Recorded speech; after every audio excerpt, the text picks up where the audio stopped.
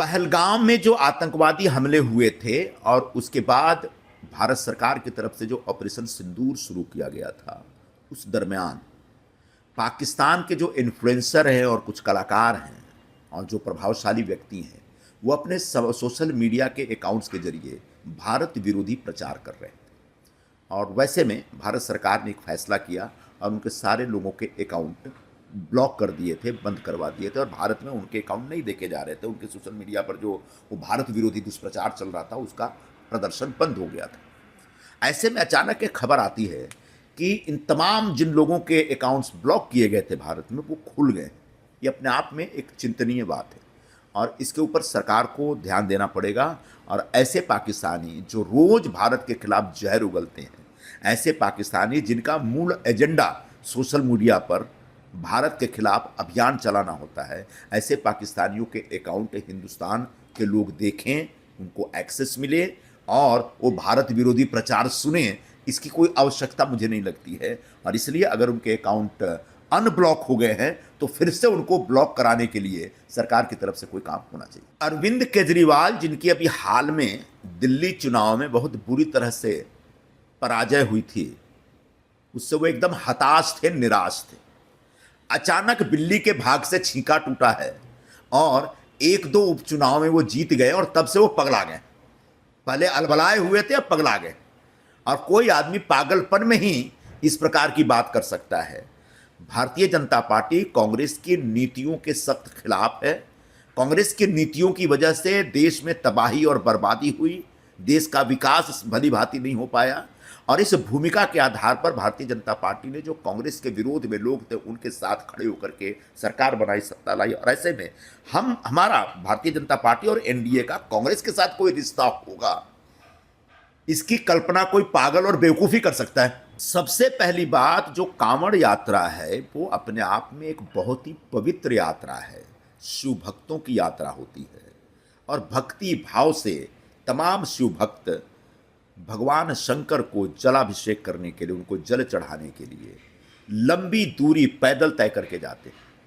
और ऐसी यात्रा को ओवैसी जैसा व्यक्ति गुंडागर्दी कह रहा है, मैं सबसे पहले इस पर ऐतराज कर रहा हूँ। ओवैसी को अपना ये स्टेटमेंट वापस लेना चाहिए। वो अगर मुसलमान हैं, हम हिंदू हैं, तो हमारी हिंदू भावनाओं को आहत करने का अधिकार उनके पास नहीं है। उनके भी बहुत सारे ऐसे कार्यक्रम होते हैं, धार्मिक कार्यक्रम, जो हमें पसंद नहीं है, लेकिन हम कभी भी उसका विरोध नहीं करते या उनकी धार्मिक भावनाओं को आहत नहीं करते। तो ओवैसी ने जिस प्रकार से शिव भक्तों की धार्मिक भावनाओं को आहत किया है, वो सरासर गलत है। मैं इसकी निंदा करता हूँ, निषेध करता हूँ। और ओवैसी बेशक अपने इस प्रकार के बयानों को वापस लें। दूसरी बात, कांवड़ यात्रा के दरमियान चूंकि एक शुद्धता का वातावरण होता है, पवित्रता का वातावरण होता है, बहुत ही एक शाकाहारी और सात्विक माहौल होता है। ऐसे में दुकानों में क्या बन रहा है और दुकानों के दुकानदार क्या खिला रहे हैं लोगों को, इसके ऊपर नज़र रखना, इसके ऊपर नियंत्रण रखना गलत बात नहीं है। लोग, हमारे धर्म में एक परंपरा है, उनके धर्म में लोग मटन मच्छी खा के भी नमाज पढ़ने जा सकते हैं मस्जिद, लेकिन हमारे धर्म में ये परंपरा नहीं है। जब आप भगवान शंकर को या किसी भी देवी देवता की पूजा करने जाते हैं, तो आपसे अपेक्षा की जाती है कि आप सात्विक हों, शाकाहारी हों और शुद्ध हों और पवित्र हों। तो उनकी पवित्रता अक्षुण्ण रहे, इसके लिए बहुत आवश्यक है कि दुकानों, जो पूरे रास्ते में जो दुकानें होते हैं, उन दुकानों के बारे में प्रशासन का एक अपना नियंत्रण हो। दुकानों में क्या खिलाया जा रहा है, क्या पेश किया जा रहा है, इसकी जानकारी। ये सब स्वतंत्र पार्टियां हैं, इनको चुनाव लड़ने से तो कोई रोक नहीं सकता। हाँ, बिहार की जनता को तय करना है कि ऐसे लोग जो चुनावी मेढक हैं, जो चुनाव के टाइम पे आपके सामने आते हैं, वो कितने उपयोगी हैं और उनको वोट दे करके आपको क्या मिलेगा और उनको वोट नहीं देने से आपको क्या मिलेगा, यह बिहार की जनता तय करेगी। देखिए, महाराष्ट्र के विधानसभा चुनाव में कांग्रेस पार्टी, उबाठा और शरद पवार बुरी तरह से पराजित हुए और यह फैसला महाराष्ट्र के मतदाताओं का था। उन्हें अपनी हार को बड़ा दिल करके स्वीकार करना चाहिए और आने वाले दिनों में नई जमीन तलाशने के लिए सकारात्मक अभियान चलाना चाहिए। इसलिए क्योंकि ये महाविकास अघाड़ी में ही मतभेद है, 3 पार्टियां हैं। क्या तीनों पार्टियां इस बात पर सहमत हैं कि वोटर लिस्ट में गड़बड़ी थी?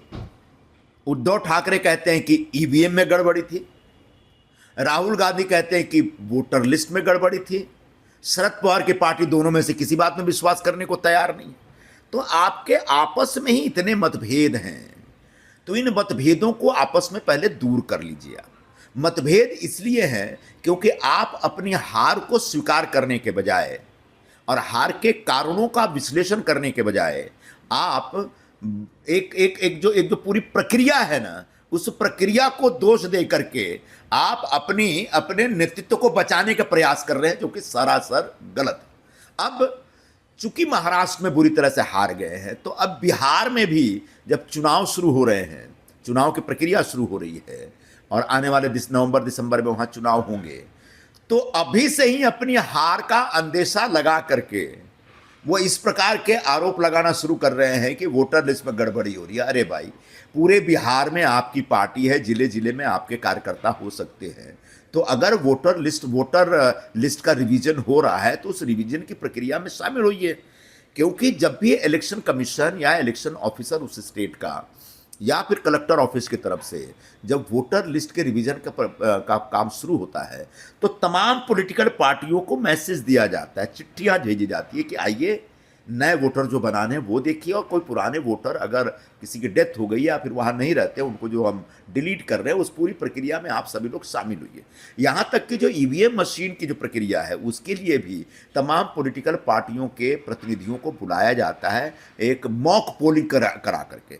मतलब इलेक्शन कमीशन के कामकाज में एक बहुत अच्छे ढंग से, ट्रांसपेरेंट तरीके से इस प्रकार की व्यवस्था की जाती है कि सभी पॉलिटिकल पार्टियां इसमें शामिल हों और इस जनतांत्रिक प्रक्रिया को कामयाब करने के लिए, इसे सफल बनाने के लिए सभी लोग अपना अपना योगदान थे। तो आप उसमें शामिल होने के बजाय अभी से अपना सर पीट रहे हैं और पूरी प्रक्रिया को बदनाम कर रहे हैं। ये मुझे थोड़ा सा बचकाना लगता है।